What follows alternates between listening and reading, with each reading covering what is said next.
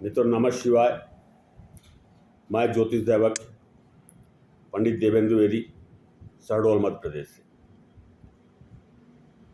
मित्रों,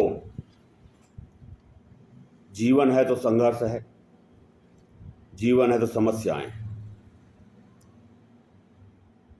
जीवन में अनेक प्रकार की समस्याएं होती हैं। जन्म कुंडली हमें सब कुछ बताती है, कुछ कहती है। और आज मैं आपसे एक ऐसे दोष की बात करूंगा जिससे व्यक्ति का जीवन बहुत ही कष्टपूर्ण हो जाता है। 9 ग्रह हैं। 9 ग्रह में हम शनि को अलग कर दें, 8 ग्रह बचते हैं। पर यही शनि अगर किसी ग्रह के साथ युति बनाता है, युति संबंध बनाता है, एक भाव में 2 ग्रह बैठ जाते हैं। शनि के साथ कोई भी ग्रह बैठ सकता है, बैठ जाता है, तो एक अशुभ योग बनता है। मैं आज सूर्य की बात करूंगा। सूर्य 9 ग्रहों में श्रेष्ठ ग्रह हैं। जीवन में सूर्य का बलि होना, मजबूत होना आवश्यक है। जिनकी जन्म कुंडली में सूर्य बलि होता है, अच्छे भाव में रहता है, पूर्ण डिग्री रहती है, ऐसे व्यक्ति अच्छे स्थान को प्राप्त करते हैं। राजनीति में सफलता मिलती है, आर्मी में, पुलिस में उच्च पद प्राप्त होता है, श्रेष्ठ व्यक्ति होते हैं। पर वहीं पर अगर हम ज्योतिष के हिसाब से देखें तो सूर्य और शनि का योग जो है, एक साथ रहना, एक भाव में एक साथ रहना, ये अशुभ हो जाता है, जिसे हम बोलचाल की भाषा में कहते हैं पितृदोष। पितृदोष जन्म कुंडली में कब बनता है? जन्म तो हमारा समय निर्धारित है। जन्म में विवाह मरणगत सोई, जहां जस लिखा तहां तस होई। तो जन्म तो एक निश्चित समय में होना है, वो निश्चित समय एक ही होगा। जन्म किसी भी प्रक्रिया से हो सकती है, नेचुरल प्रक्रिया या ऑपरेशन के माध्यम से, पर होगा तो जन्म एक ही बार। और सूर्य और शनि यदि आपस में एक ही भाव में आ जाएं तो यहां पर पितृदोष बन जाता है। इसे दूसरे तरीके से समझ सकते हैं कि पिछले जन्म में पिता और पुत्र जो वर्तमान में हैं, वो एक दूसरे के शत्रु थे। और सूर्य और शनि भी पिता पुत्र होने के पश्चात भी शत्रु हैं।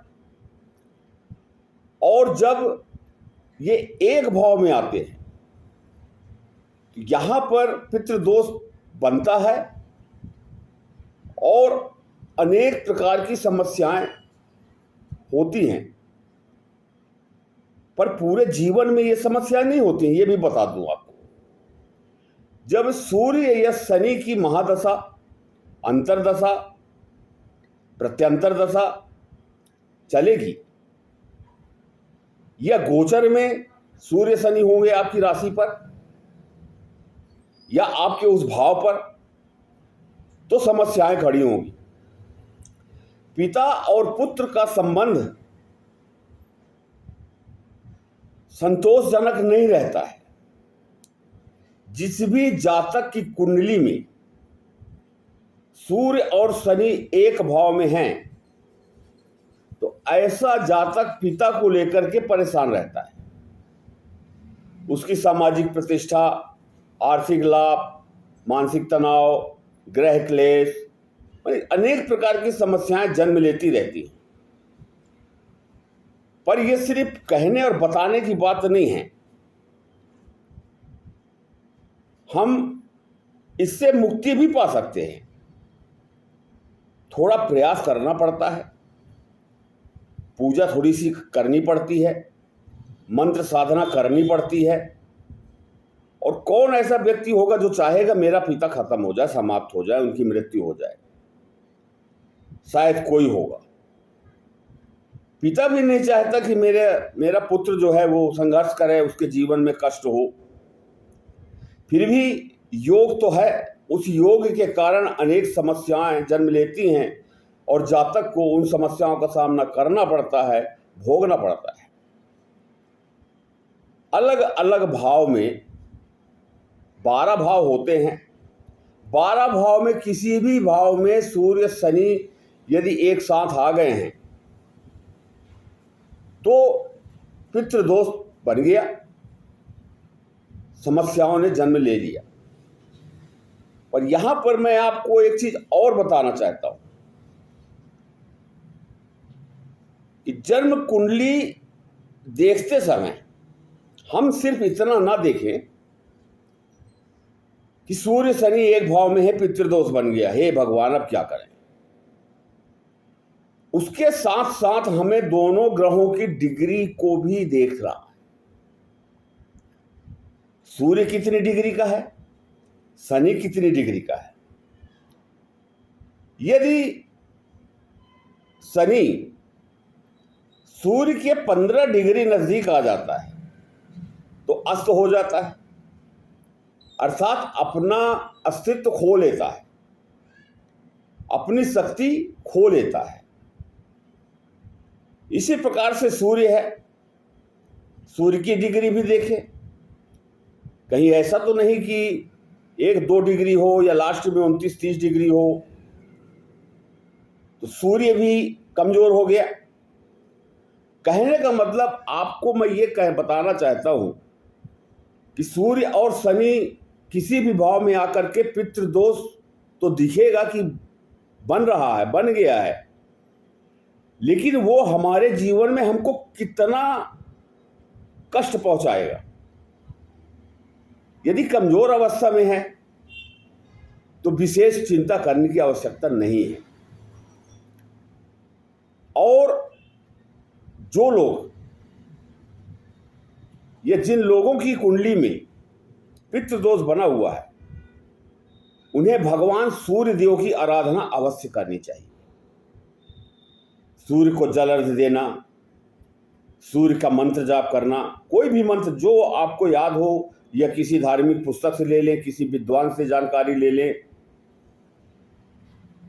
उसका उपाय थोड़ा थोड़ा सा कर ले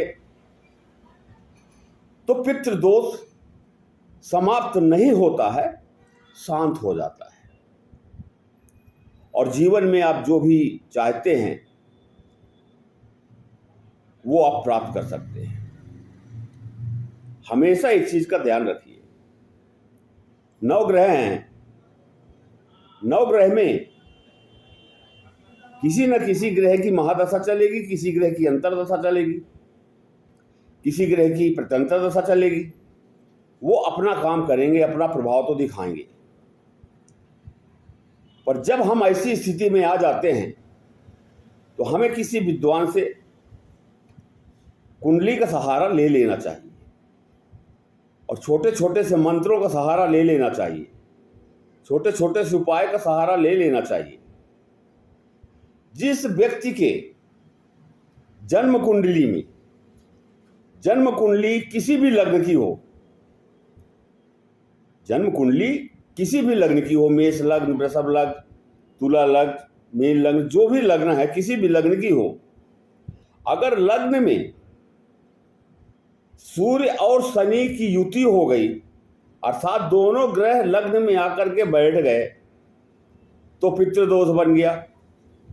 तो ऐसे जातक के जीवन में पिता के प्रति अच्छे व्यवहार नहीं रहते, मानसिक तनाव रहता है, सामाजिक प्रतिष्ठा नहीं मिलती है, आर्थिक तंगी रहती है, घर में कलह होता है, किसी भी काम में सफलता नहीं मिलती है और चरित्र को भी दाग लगता है। ऐसे जातकों के लिए मैंने जैसे पहले कहा कि सूर्य देव की पूजा करें।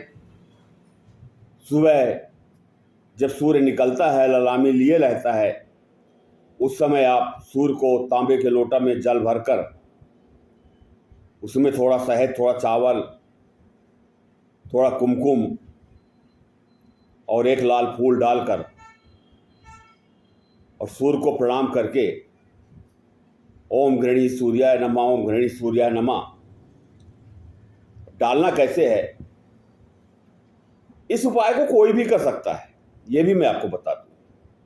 पितृदोष तो ठीक है, वो अपनी जगह में है, पर नौकरी में जिन्हें प्रमोशन नहीं मिल रही है, आर्थिक उन्नति नहीं मिल रही है, उनके जीवन में मानसिक तनाव है, अनेक समस्याएं अपने आप आ जाती हैं, ऐसे सभी व्यक्तियों को, दाहिने आंख में कोई समस्या है, दाहिने अंग में दर्द है, ऐसे व्यक्तियों को सूर्य को जल अर्घ्य देना चाहिए 21 दिन।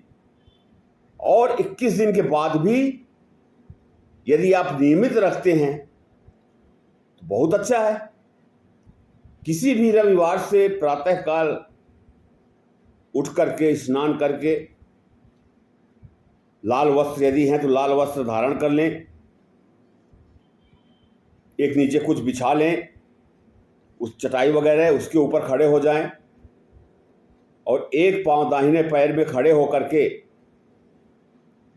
और बाएं पैर को पीछे करके और एक लोटा जल लेकर के थोड़ा कुमकुम, थोड़ा शहद, एक लाल फूल, थोड़ा सा चावल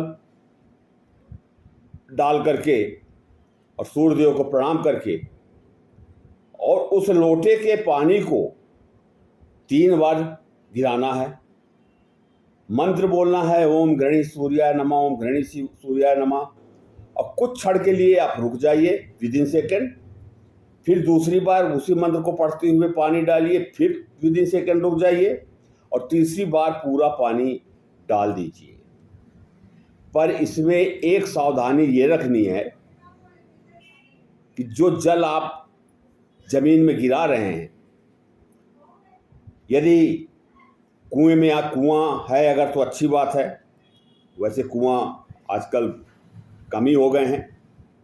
एक बाल्टी सामने रख लें, टब रख लें, उसमें उस पानी को गिराएं, जिससे पानी का जो छींटा है वो आपके पैर में नहीं पड़ना चाहिए, अन्यथा और उल्टा होने लगेगा।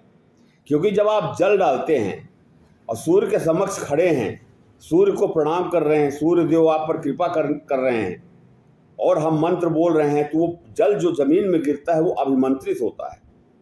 ओम गृणी सूर्याय नमः, ओम गृणी सूर्याय नमः मंत्र से वो जल अभिमंत्रित होता है, और अभिमंत्रित जल अगर जमीन में गिर करके हमारे पैर में छींटा पड़ेगा तो शायद अच्छी बात नहीं है। आप इस बात को स्वयं समझ सकते हैं।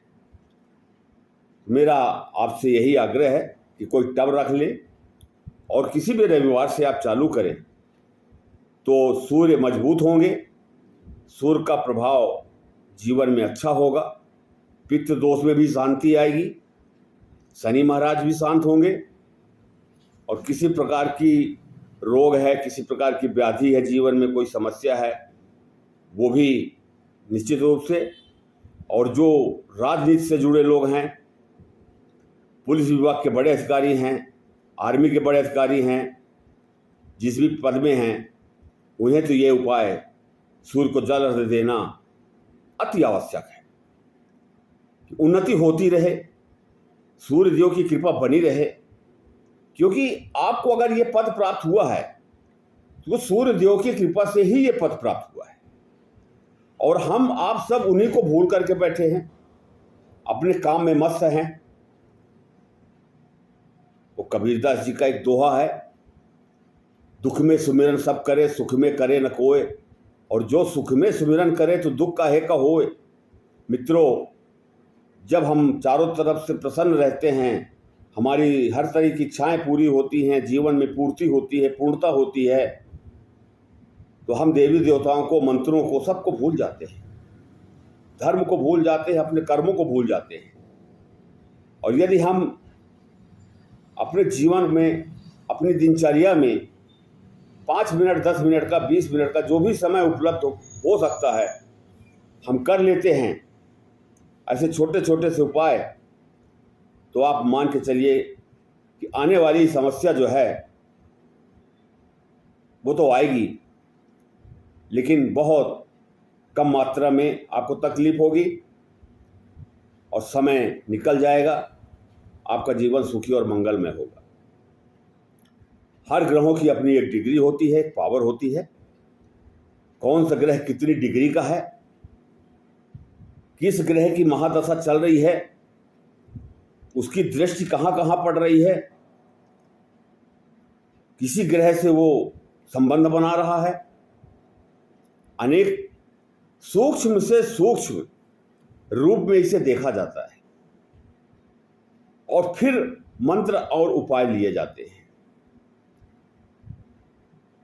आप अपनी या अपनों की किसी की भी जन्म कुंडली दिखाना चाहते हैं, दिए गए व्हाट्सएप नंबर में अपना नाम, जन्म तारीख, जन्म समय, जन्म स्थान मैसेज कर दें, आपको इसका जवाब मिलेगा।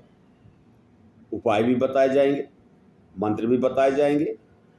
और एक निवेदन और है आपसे कि सिर्फ जानकारी लेकर के आप घर में ना बैठें, आप संपर्क में रहें।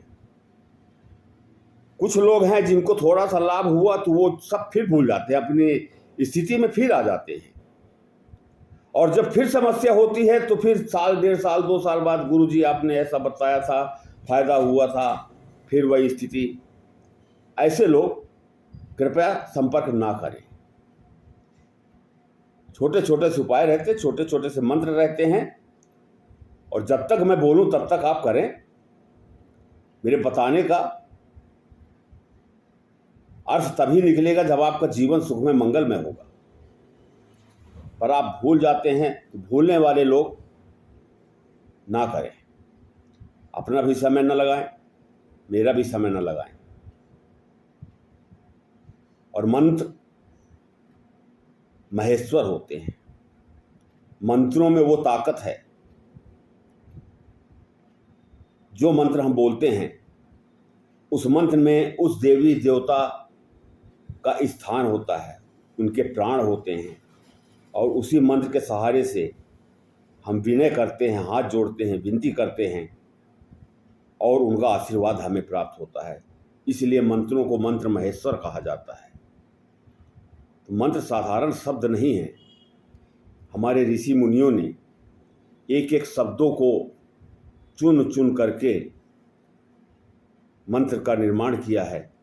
7 करोड़ से ज़्यादा मंत्र हैं, जिसमें कुछ मंत्रों में ही हमारी समस्याओं का निदान हो जाता है।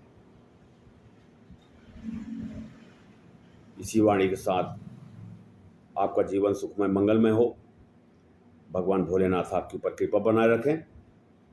नमः शिवाय।